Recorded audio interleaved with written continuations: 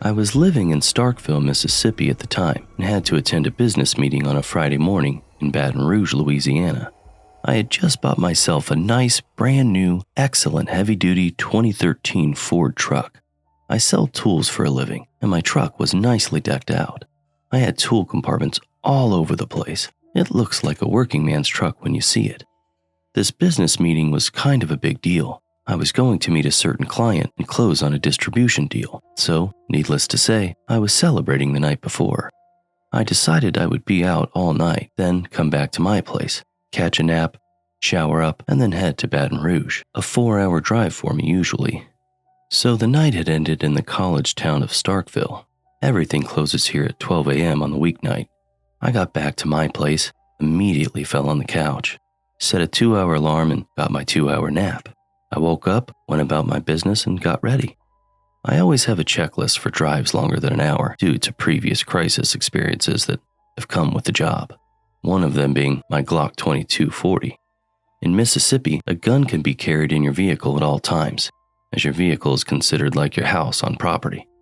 Anyways, list is checked and all good to go. I got me a coffee before I left town and set off to the highway. After a while on Highway 25 South, I can't remember how long exactly. It was between 3 and 4-ish a.m. I do remember it being a very dead area of nothing really around me. I hadn't seen one single car on the highway yet, which is very typical for the area around here on a weeknight. I saw emergency lights flashing up ahead, a broken down van with a man under it.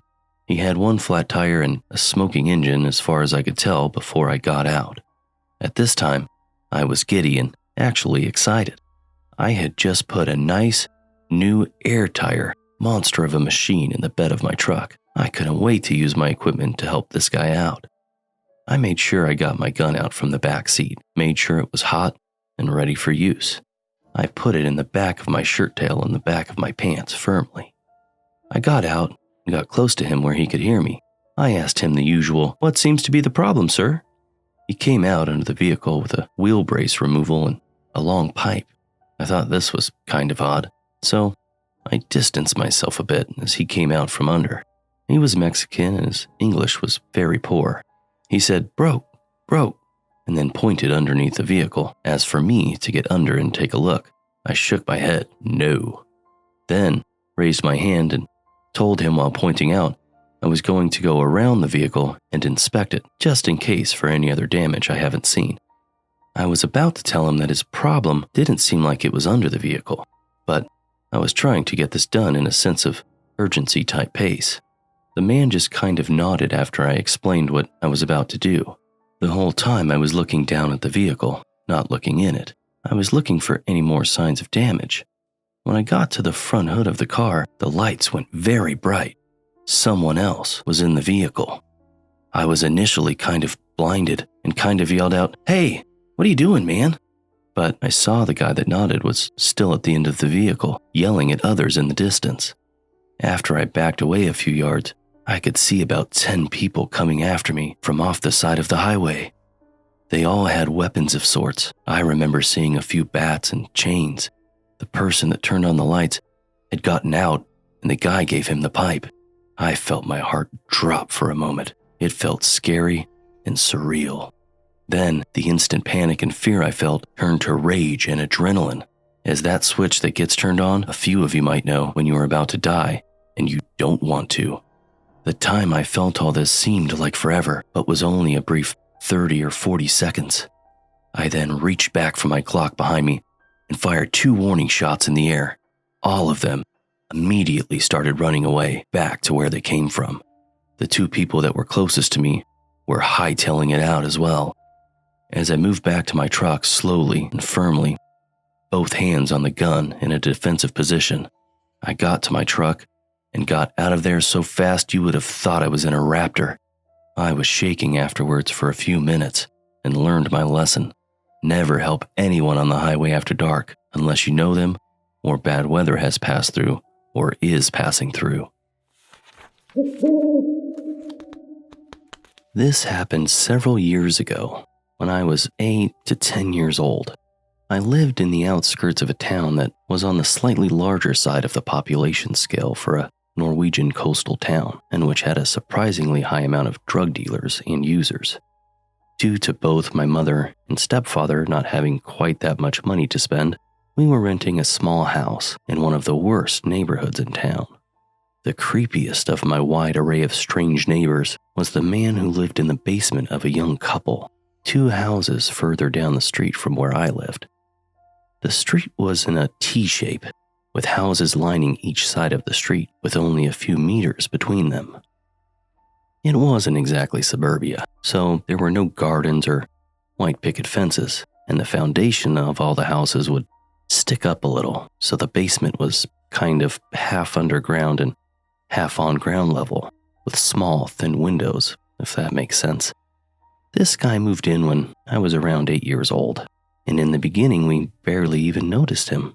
Being young at the time, this being in the late 90s, I don't remember all the details, but I do remember a few specific events, culminating in a final event that made us always cross the street so we wouldn't have to go near his windows. I remember walking with my friend Anna and her little sister Christine shortly after we moved in. Anna was 1 year older than me, and Christine was 1 year younger. I saw both as my sisters, and we spent a lot of time together, playing on the sidewalk or at either of our houses. It was on some of these walks back from playing at their house, or over to mine, he would knock on the window and talk to us. Being young and naive, we stopped and leaned down so that he could talk to us through the thin windows of his basement apartment. He seemed to be in his late 40s and had messy brown, thinning hair. I don't remember much about how he looked except that he had very few teeth left and what we called a robot hand. I'll explain this later. The first time he just introduced himself to us, asked us our ages, and said we were good girls. After this, he would call out to us whenever we walked past, which was basically every day. First, he just wanted to know how our day was. He'd talk to us whether we were in a group or walking by on our own. But it escalated quickly. He'd start giving us gifts. First, these little casting of bunnies and other animals for us to bring home and plant. Then things like lipsticks, magazines with sexually explicit cartoons, mainly about teenage sexuality, toys, teddy bears, and sweets. Of course, we didn't know how wrong and creepy this was. We thought all of this was pretty normal, and that he was just a nice, normal adult man who wanted us to see him like an uncle. I especially remember one of many of the comic books/magazines he gave us, which was about a young girl on vacation exploring her sexuality. There were extremely explicit scenes of her having sex, both men and women, as well as pleasuring herself. I was about 9 at this time, so of course I really didn't understand what it was. I'd been getting different types of gifts from this neighbor for about a year, as had all the other kids in the neighborhood. But this was the first time I'd gotten something this explicit, and I still remember it perfectly. It was in black and white, and the main character's name was Julia or Julie. Next time, he asked me if I liked it, and if it made me feel good and tingly. The magazine had made me embarrassed, so I hid it from my parents, and even my friends, but later found they had gotten similar comic books from him. Now, back to the robot hand.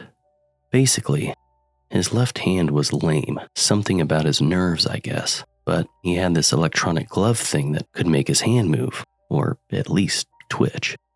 It looked like a bunch of wires attached to Velcro strips and small, round, flat metal pieces in the shape of a hand. Now, he didn't always have this on, but I will always remember the damn thing since it was what led up to understanding something was wrong with the man. Basically, he invited us into his apartment to see how his robot hand worked. Not through the door, mind you, but the window. And, being naive and way too trusting, Anna, Christine, my younger brother, and myself went into his apartment. The place was a dump, and I remember it smelled. He asked us to follow him and showed us his hand in the kitchen before offering us food and sweets. Now, around this time, both Anna and myself, being the oldest at around 10 and 11 years old, couldn't stand the smell anymore and felt something was wrong. So we told our siblings and the man we had to leave. He tried to get us to stay, bribed us with more toys, and basically pushed a small gray rabbit teddy bear into my hands. But being bothered by the smell, we basically just jumped back up on his ratty old couch under the window and pushed our younger siblings out of the window in front of us. This should have been the last of it, since our parents got a wind of us going there and figured out who he was without telling us anything besides him being a bad man and to avoid him. Unfortunately, things escalated one last time before I never saw him again. The last time I ever saw him was shortly before we moved away, and then only to help out Christine. One afternoon, Anna came running to me with tears in her eyes as I was playing outside with some of the other kids in the neighborhood. Apparently, Christine hadn't taken her parents' instructions to stay away from the bad man as seriously as the rest of us and had visited him again. Anna had tried to stop her, but she went inside when he opened the window. Of course, Anna had tried to follow Christine in to get her back out, but the pervert had closed the window, almost catching her fingers as he slammed it shut and turned the latch. I can't for the life of me remember that day all that clearly. It's more like a panicked blur. I do remember yelling at my little brother to get our mother and running over to the window. I remember seeing a crying Christine inside his window, knocking on it for us to help her, and I remember hearing him yelling for her to open the window from the other window. Apparently, she locked herself into his bedroom, but was panicking too much to understand how the old-fashioned latch on the window worked. We somehow managed to talk her through it, through our panicked sobs, and Anna jumped in to help her little sister out the window. Apparently, Christine had gotten scared when he closed the window before Anna could follow her sister in, and had to run into the first room she found and lock the door before the pervert could reach her. Nothing happened to Christine, thank God, but our parents were understandably angry, upset, and afraid. My mother and stepfather told me, once I was a bit older, that the man was a convicted sex offender and a known pedophile. However, the police did not inform the neighborhood about this until I was 9, over a year after he moved into the neighborhood filled with kids.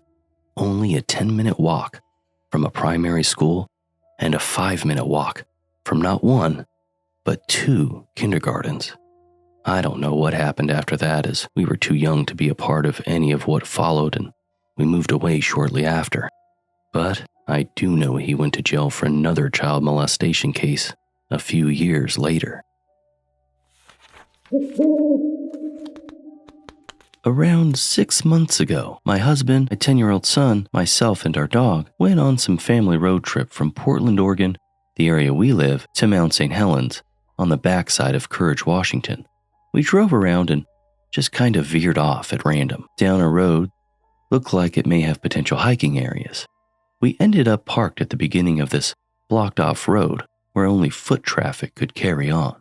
We started at the very bottom of the mountain, passed by a few people that were walking back towards us in the opposite direction. As we started to walk further, they gave us a shout-out that any further was patched of unmelted snow and patched ice, to which we carried on anyways. We looked at a map on our phone and realized we were on a trailhead that led up to Climbers Bivouac, so we decided that would be our turnaround spot. Not thinking anything of it, it's just a 3-mile hike. Regardless of it being a bit of a stretch, we still had a very fun and joyful time.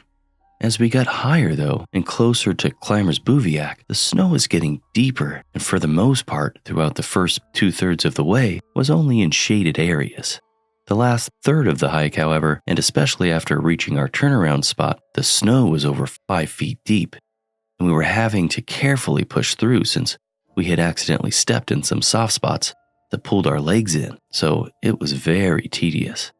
After turning around and starting to make our way back down, I noticed that our dog had suddenly become closer and more at our sides, making way back. This threw me off because the entire way up, he was running ahead, around, playing and just loving life freely and a little more ahead of us. but I thought nothing of it. I was, and still am, fully aware that up in that area there are mountain lions and some other sorts of predators that are known to us, and I'm sensible enough to know predators not for sure known to us.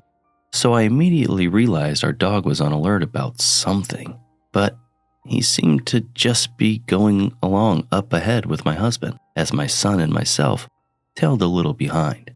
That is when we heard it the first time, from the trees and wilderness about 20-25 feet behind us. To my guess, we heard something pound on the ground and let out an ape-like noise. Like almost the same noise gorillas will make on National Geographic when they are giving off a territory warning, but a little different, a lot deeper and more sinister. My son and I froze, looking at my husband and furry companion for reassurance. With my voice shaking, I asked my husband, "Did you hear that?" He replied in a reassuring manner, "Oh, that was Spike. He started gagging, was gasping after." Spike was our dog. I questioned it, knowing for certain what I had heard, and from what direction. Not only to mention, I've seen my dog get gagged or sick plenty before, and had never heard him make a noise like that. Regardless of my questioning, I believed him. We continued along, briefly feeling reassurance, until we heard it again. But a huge problem being, it was closer. I'm talking no more than 6-10 feet off to my right, into the brush of wilderness. This time, I just so happened to be focused on my dog at the time, watching his movements, and now I knew for certain my husband had lied for the sake of keeping us calm. This was not even half a mile of our way back down, so we had just a little over 2.5 miles left to go. The remainder of the way down, we heard nothing but some branches snapping, but based on my dog's behavior, whatever it was, followed us the majority of the way down, leaving us be about 1/4 mile from our car. I will never forget that day, and especially after that event, I never go out in the wild without my gun.